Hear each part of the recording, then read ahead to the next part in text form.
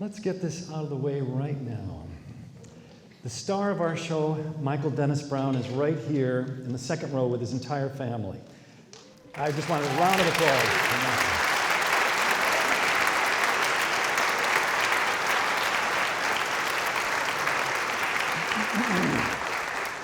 Well, good afternoon. It's wonderful to see you all here today. Thank you for coming. We are gathered here to celebrate this remarkable artist who has given so much to so many. My name is Brian Newhouse, and I am very, very pleased to be here. Michael, born and raised in the UK, came to the States in 1965 and taught at the University of Minnesota for 39 years. Author of a dozen books of poetry, books about poetry, a remarkable book, Build Me a Boat, that has his words for music, and we'll be dipping into a lot of this afternoon. Some of these pieces you hear tonight, this afternoon will be short. Some of them will be excerpted from longer pieces. And we wish we could spend the next 4 or 5 hours doing more, but this is going to be kind of a summary and a survey of some of the pieces. We're going to do this with a mixture of media, if you will. A little introduction to set the scene, and then some video clips, and then this wonderful ensemble, CorVoce, Karin, Barrett conducting. We'll be doing some singing. Last fall, I had the huge fun and privilege of spending some time in Michael's living room, interviewing him. He was sitting in his easy chair, the upright piano nearby, his writing shed just a few steps out the back door. And I sat opposite him and I asked him about each of the pieces you're going to hear this afternoon. What was his inspiration for it? The nature of the collaboration with the particular composer he was working with. His choice of particular words like dream, which occurs in so many of the pieces he writes. And it all started with Carol of the Stranger, written for composer Abbie Betinis. Well, you know, three of my grandparents were born in Ireland. So there's a lot of that in me, you know, kind of a darkness, you know, Celtic darkness, whatever. But I believe in pushing through that into what lies beyond all mortal dream. Because to be mortal is often to be very fearful. But I used to say to my students, we're entitled to our joy. We have to generate it, though. You can't just have joy. When I took my kids to, Dad, we drive us to the mall or whatever, I'd say it's my job and my joy, you know. So you often start in a very humble place. And then something that's like a fan opening or a peacock tail, something unpredictable arrives. That's what Stevens meant, I think, by saying, if I can say it, it's not what I want. It's got to come out of the language and out of the rhythms. I went to Michael's house with no melody in mind. He had all these scraps of things. Of course, it's a Christmas carol, so there's a deadline. No one had commissioned it, but we felt like, well, we got to get it done by Christmas. So I went to his house like November 15th, and here we had all these scraps. And I walked into his dining room, and above his dining room, like the transom above his door, was this beautiful plaque. Wood and engraved plaque that says, "Peace and grace be to this house." And he had written that line in one of the scraps for me. And I said, Michael, is that where this comes from? Is your dining room? And he was like, oh yes, I see that plaque every day. Peace and grace be to this house. And then he had written, we're all are welcomed in. And I just thought, well, okay, we've got to use that scrap. Peace and grace be to this house. And then we started to, coalesce the rest of the puzzle around it. But it felt so personal knowing that that was his dining room. And that's the place where he welcomes people. That was his table. That was such a long dining room table and a wonderful space to welcome people. And he was inviting me to eat pie in his house. He was welcoming me in. It was such a organic process to write a carol about welcome that was so personal to this very plaque on his wall. He, when I saw the plaque,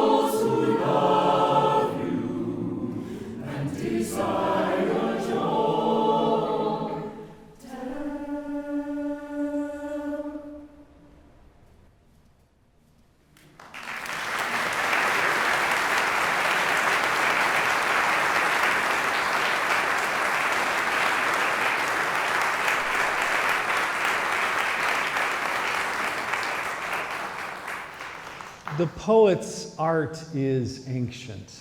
Poetry found chiseled onto stone tablets, written onto papyrus, and anybody's guess how old the actual oldest poem is. And who knows, tomorrow we could find an even older one.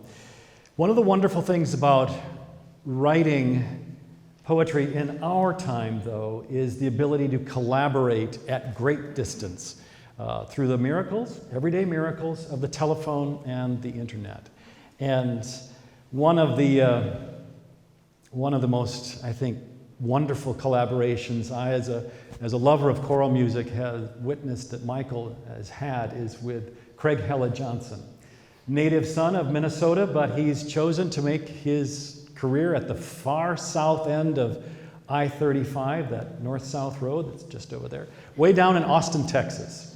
And he asked Michael to write on that theme of the road.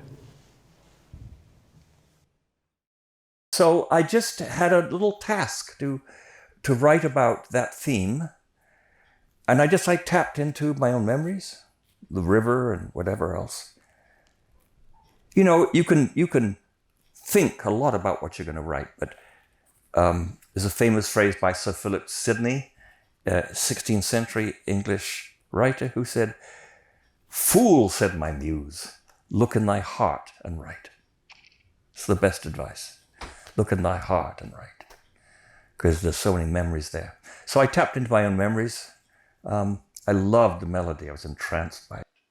I love how connected with water Michael is, and there is a sense of this sort of this eternal river in many manifestations. So sometimes it comes forth as water literally, but other times as manifestations of freshness and of spring and of green.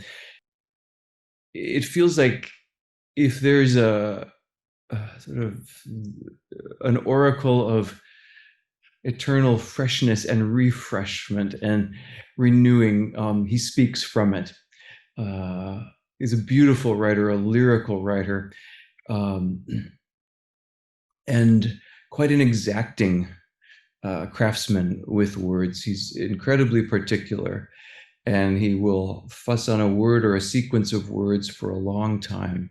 So great care is taken always, phrase by phrase by phrase. And so whereas he puts a lot under the microscope, he also has an ability to sort of easily toggle between that and 30,000 feet up. I always felt like we could move between sort of seeing the larger picture to hone in on the more detailed and the more nuanced. And I always found this really fascinating and so enjoyable. He writes as a musician. I mean, he might not say that, but he is absolutely a musical artist. So yeah, first of all, his words give me musical ideas. They just jump off the page. And I mean, I have a messy, difficult composing process, so nothing is ever easy with me. But I would say with Michael's words, it is the easiest. And it's because, yeah, they come almost with an instruction manual just springing from them. And I absolutely love that. The words, they sing. Song from the road. Long on this journey, long in these shadows, far from the only home. Low all are hoping, deep the undoing, just this forsaken road. Voices we dream of, echoes remember, we all together hear. Heaven was once our song to be singing. Heart's every word in wonder and joy. Then this is indented, a second voice, and italicized. I am how your heart discovers all the hopes that sleep in you. I am every silence calling. I am fountain. I am meadow. I am every secret door. Sing your ships into their harbors. Sing them, bring them, heal them home. Murmur every holy river. I am harvest. I am blossom. I am leaves around your soul. Come from the shadows into the gleaming. dawn of the day in us. Open our lives to everything growing. How shall we breathe this grace? World we are watching, world we are. Keep us in life with you. How do we answer? How do we know? Love, bring us closer. Mercy us home. I am how your heart discovers all the hopes that sleep in you. I am every silence calling. I am fountain, I am meadow. I am every secret door. Sing your ships into their harbors. Sing them, bring them, heal them home. Murmur every holy river. I am harvest, I am blossom, I am leaves around your soul.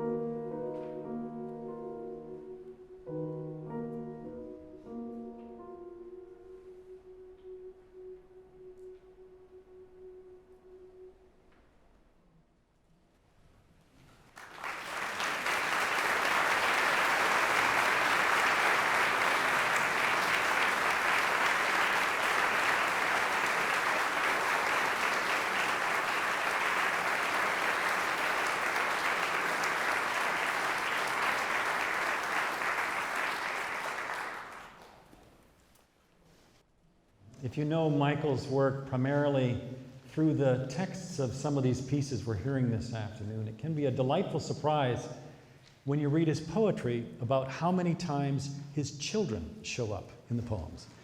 Poems written to them or inspired by them. And parents who read these pieces can see anew some of the tenderness and the tiniest everyday moments of being a parent, that snuggle on the couch, the story before bed, a car ride in which he, the father, is trying to get his kids to sleep so he can have a nice quiet dinner with his wife. Also, a sweet story of kids gathered around a campfire. Often poems start with an actual thing, and in my first book, Wife of Winter, I'm quoted as saying, my poems typically begin with an event and then go out into what might surround it, like an aura, symbolic statements. But I always used to tell my students, use your senses, use what's around you. It doesn't mean that's the only way to write, but if you start a poem with, "Oh, cosmic consolation," that's not going to work, because it's not exactly tangible. So I've always written out of immediate circumstances, not only, but often. And so this was an actual thing. Up in the woods, we have a cabin up in the woods, which is why we have such a small house. We've got 20 acres up there and 3 buildings. It's lovely. Magic place. Fire especially just reminded me of a time. It reminded me of my family and my friends, and sitting around fires in the summer, and the joy of that and the laughter of that, and the sense that summer is timeless. It's just never, it's endless. And it's not just, it's endless in time, but it also feels endless in hope and endless in joy. We're in this big space of summer, right? The voices are singing, and the piano is big and large and timeless and expansive. And when we come to Its Fires and Its Children, it's a little bit calmer. It's just eighth notes, and we're taken there. And we're very much in this universal sense of being in heaven. And then he brings us right back to the personal, right back to his children. Right after he says, "As always in that other land we dream of, with its fires, its children. You are 12 as I write this. You are 10, just. You are 7. And so he takes us from this universality and heaven right to his own children. And so the end is a little bit more playful. The piano, there's less piano. It's fun. And we're right back at the beginning. And thank you, because I wanted to be taken back to that place. He just landed us right back in home, took us on this journey, and then, oh, here we are. It just feels full circle, and it feels so comforting to be taken back there again as a reader. And then I know where I am, and my feet are on the ground, and I'm ready to take on the next day. And it's because of Michael's poem. Fire. You love a fire. You love to sit and watch the little stars float up toward the larger. You love how dark is torn a while by something ragged you've begun with paper twists, with scraps, with twigs. How leaves are shaking all about you, and down the hill the owl is calling, calling. You chatter, joke, wave sticks, your eyes shine. And it is summer still, on earth our home, as always in that other land we dream of, with its fires, its children. You are 12 as I write this. You are 10 just. You are 7.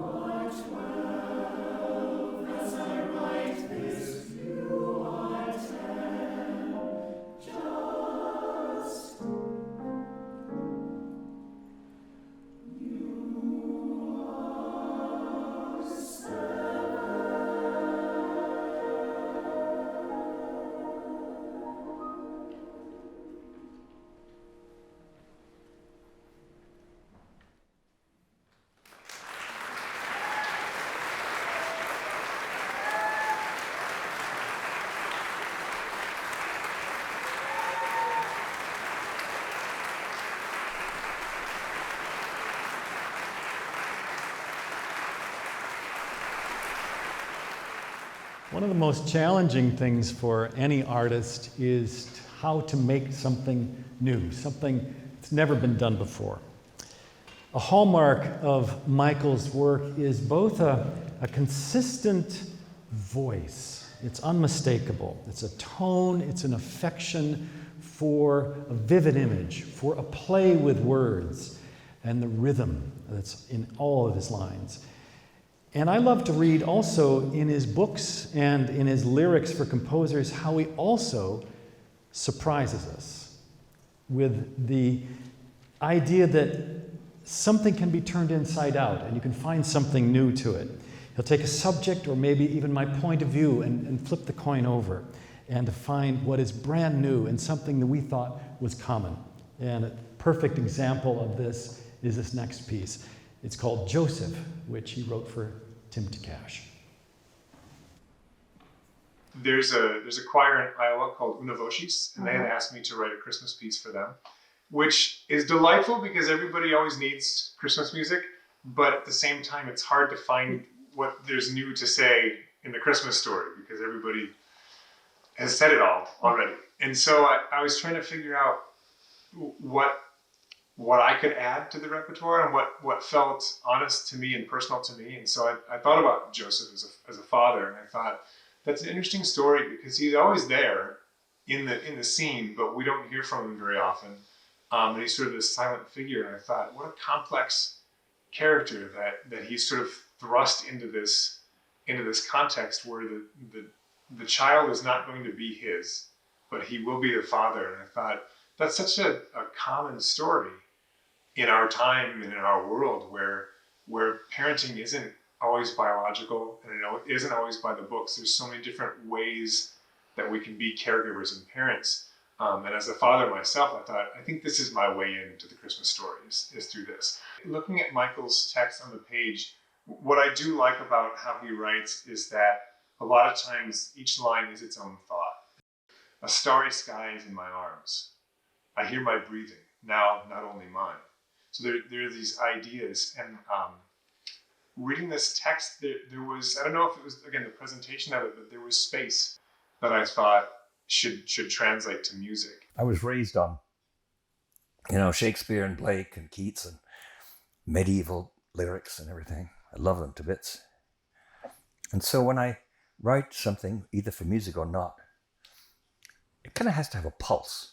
I was thinking, this needs to start simply. It needs to start somewhere where Joseph is unsure. He's in a place where he doesn't quite know where he belongs and how he fits in. And that's the journey of this poem, is starting in one place and thinking, I don't know how to be in this situation. I don't know am I a father? I don't know. And by the end, he's figured it out. This is Joseph. A starry sky is in my arms. I hear my breathing, now not only mine. Each dawn is different now that you are here. Sometimes I stare at you. Sometimes I tremble. I stand above you, my head and moon, and you down there on the sweet straw. Each dawn is different now that you are here. I hear my breathing, now not only mine. All my dreams for you, wondering who you might be. Sorry.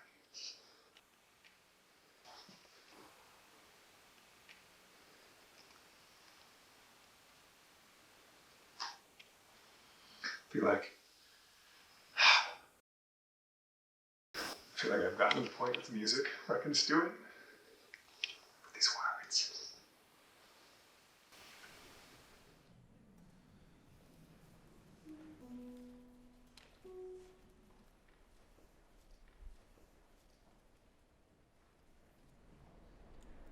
A starry sky is in my arms. I hear my breathing, now not only mine. Each dawn is different now that you are here. Sometimes I stare at you, sometimes I tremble. I stand above you,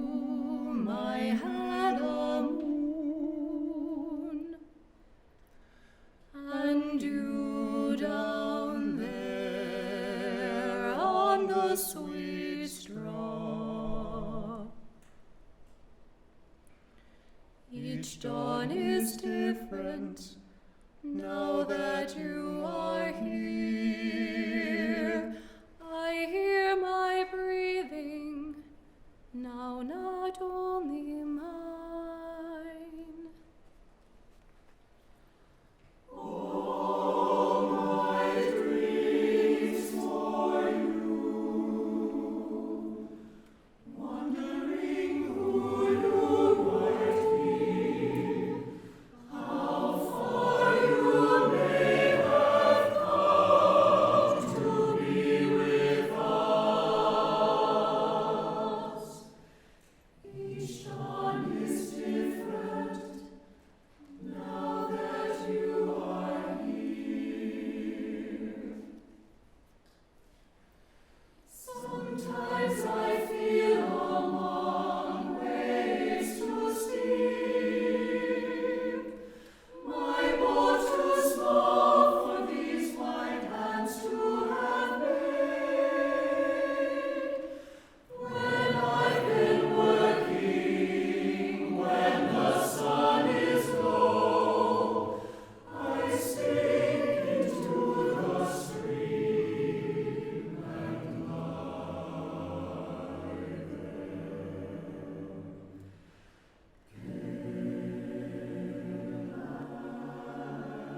as stone.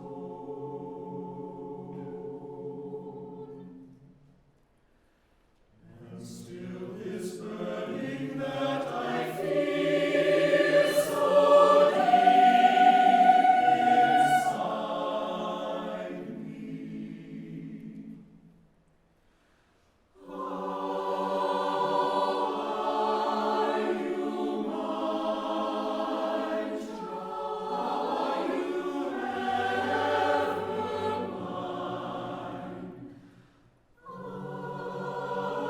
am like a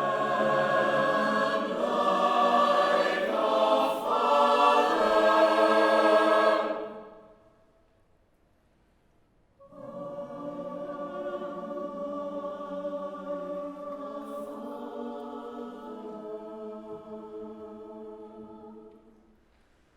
So let the old Joseph die, the new be born. Hold high this lantern for the world to see.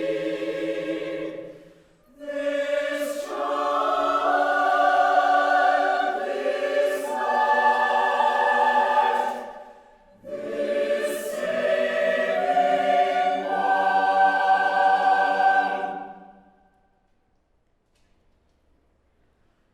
A starry sky within my heart. Each dawn is different, now that you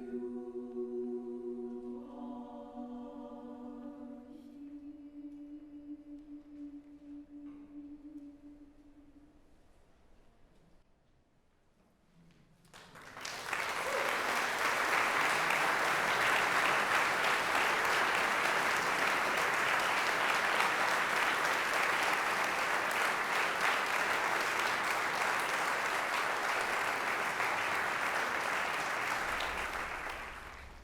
There was a joy of discovery in putting this concert together, and one of them was a particular photo we'd like to share with you now. We came across it. We can get that up on the screen. There it is. Isn't that wonderful? You recognize that handsome man on the right, and his longtime partner and the composer of many, many gorgeous works, the late Stephen Paulus, who died in 2014.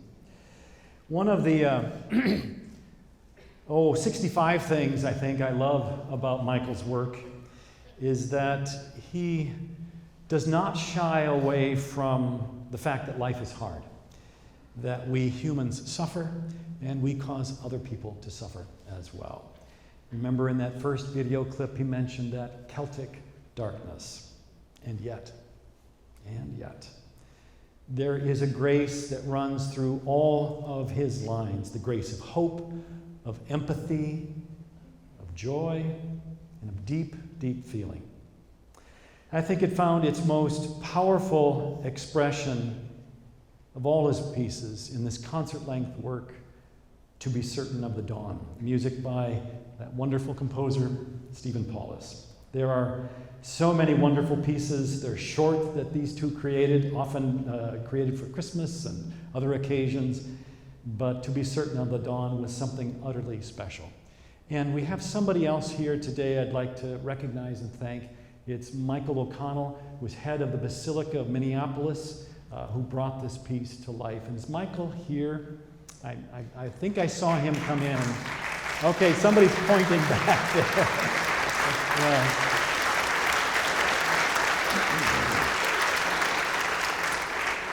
We at Minnesota Public Radio broadcast the premiere in 2005. And that evening in the Basilica in Minneapolis, which was the site of the premiere, the Minnesota Orchestra gathered in the front of the church, big chorale behind it, soloists out front, shofar in the far back balcony. It was just a powerful, powerful evening. It will never leave my memory. This piece of reconciliation that also admitted the horrors of the Holocaust and how desperately it was needed then and still. And that is the definition of a classic. And that was what was born that night. And Stephen never wrote more soaringly beautiful music. Hymn to the Eternal Flame. Every face is in you. Every voice, every sorrow in you, every pity, every love, every memory woven into fire. Every breath is in you, every cry, every longing in you, every singing, every hope, every healing woven into fire. Every heart is in you, every tongue, every trembling in you, every blessing, every soul, every shining, woven into fire.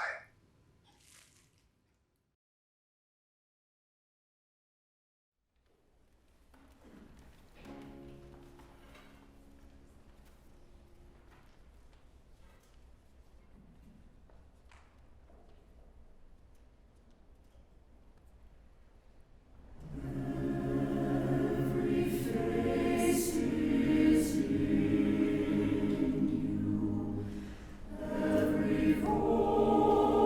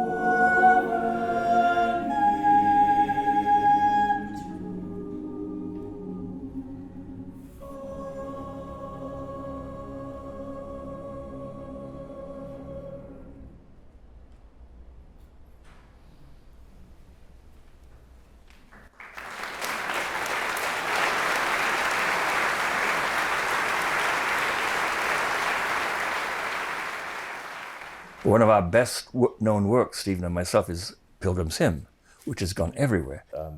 I love it. I've always wanted to be a poet who could reach people who are not normally, readers of poetry. And because music essentially does that for me. I mean, I think some of the things I've written for music, like Charles' Elm Song, will endure as music. It's what I call a different kind of belonging. The audience is so larger, the world audience for music. Book of poems, who reads it? Not many people. That's not my motive for writing for music, but I just experience now a different kind of belonging. I mean, I've heard Pilgrims Hymn and wrote hymn all over the place. I was raised on music at home. And at Christmas, I used to love to listen to King's College, Cambridge. And now there's a video of King's College, Cambridge singing that piece. I think, I could die now, I could die now. So that's just really lovely to belong to that world through words, not music.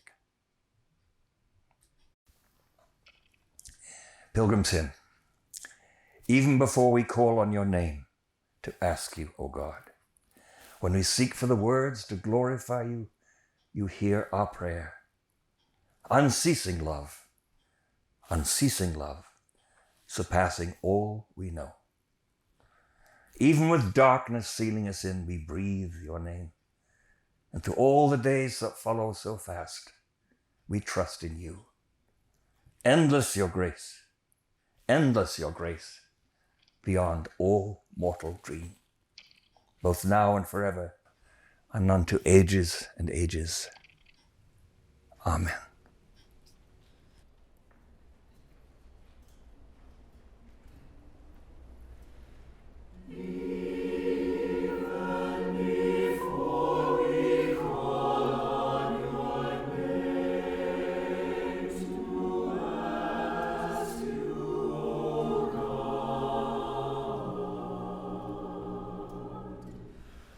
When we seek for the words to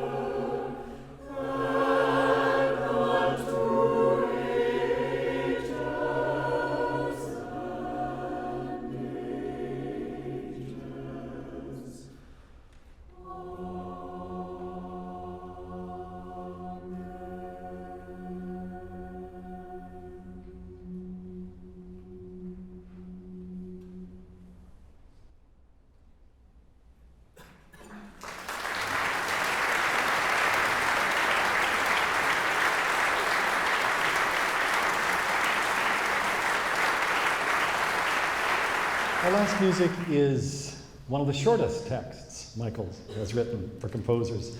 In this case, the composer, Carolyn Jennings, longtime professor of music at St. Olaf College in Northfield. If you ever go into Michael's house, you will see these words in a colorful painting on the wall. We were living in a place in southeast Minneapolis, and the trees were, dying from elm disease. And I had a collection of poems by Jules Supervielle, who was a French writing poet who was raised in, not Venezuela, something like that. And there was one line, s'il n'était pas d'arbres, if there were no trees. So I stole it. Now this, I've never confessed this before. I got it from Supervielle. And I like the rhythm, I like the little simple rhymes, sing, spring. And Carolyn's setting is just beautiful. And it's what I call a significant simplicity. It has to have a clear quality, but not a weak, it has to be memorable, I guess. Child's Elm Song. If there were no trees, I would take my turn and stand in the street in spring with arms wide open in case there were birds who needed a place to sing. When I did this with groups, in schools and stuff, I'd say with arms wide open, we'd do that. And all the kids would do it. It's sweet.